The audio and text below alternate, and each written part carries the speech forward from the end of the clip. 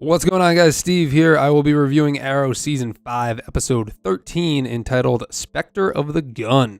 So we had a really political episode. I mean, really? A gun control episode? I didn't see this coming. Arrow is never really political. I hope it doesn't continue like this, but I do think that they handled it really well. As always, I'll talk about the episode, and I'll give you some of my takeaways, possibly some predictions, and then we'll just get into it, kind of. So, first off, the episode was basically a gun control episode, and I think that they handled it pretty well to stay as neutral as they possibly could. It's kind of hard when you're not a political show and you're doing an episode like this, because you can really piss off some people if you don't hit certain notes. So the overall story arc of this episode was about gun control. And in the end, they didn't really solve anything. At the end of the episode, they basically said they set up this plan to make things safer, but keeping our freedom. And they didn't go into detail about how anything was safer or anything like that. So I don't know what exactly happened. That's the one thing I didn't really like about the episode, is because they're like, oh, we passed this ordinance, but they didn't tell us anything about it. So I don't know. And I think they only did that because they wanted to kind of stay as neutral as they possibly could. So I don't really want to get too political on this because I don't want to offend anyone. That's not really what we do here at Cool Nerd Show. So we're just going to talk about the episode. So something interesting to note, Team Arrow is still believing that Claiborne's son is Prometheus, and I don't think that it is Claiborne's son. I still think that they're leading us on.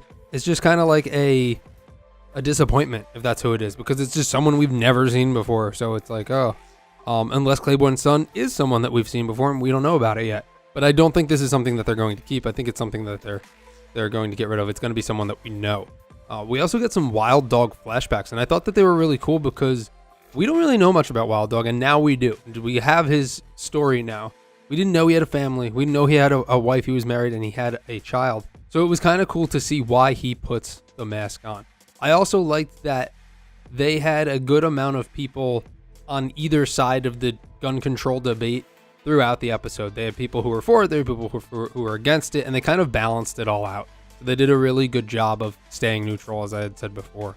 It was also a pretty gruesome episode where we have the mayor's office gets shot up. Adrian Chase gets shot. I also saw a TV warning about violence and language before the episode, which I've never noticed before with Arrow. So I don't know if it's something that they have to do from now on or what. But I do love Adrian Chase in the show. I love his character. He is Vigilante. For those of you who don't know, we actually did a video on it not too long ago.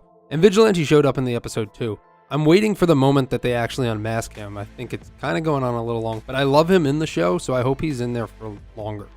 Wild Dog also becomes the assistant to the deputy mayor, which I think is pretty cool because as kind of corny as it was the episode before with Lance and Wild Dog, I actually think they have pretty good chemistry, and I like seeing them together. So I can't wait to see where this leads from here. And then at the end of Wild Dog's flashbacks, we saw that his daughter was taken away from him. It was kind of sad. I don't know if we'll ever see her again, but this backstory I actually really enjoyed. I thought these flashbacks were really good. They're interesting. It gives Wild Dog more depth as a character. In the end, what I also thought was really cool was that Oliver Queen saved the day, not the Green Arrow. He was the one that was able to talk the gunman down at the end.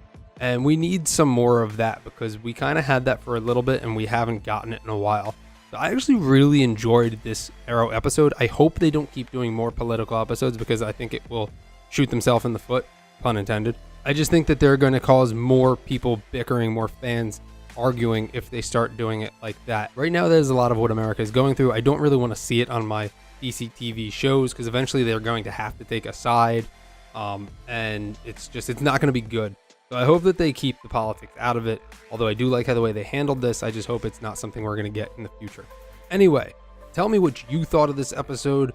Did you agree with it? Did you think that it swayed one side or the other? Please sound off in the comments below. Give me your predictions for next episode.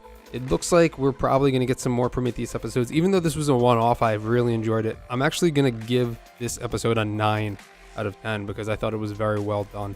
But let me know what you thought. And if you haven't already, please head on over to our channel and subscribe. It would really mean a lot to us. Check out all of our other videos. We review all the other DC TV shows. And we do a live Nerdcast every Friday on YouTube. You can check us out over there. You can chat with us in the chat. And if you miss it, you can always come back and view it later. So I hope to see you guys there. Please subscribe, like this video, and I will see you guys later.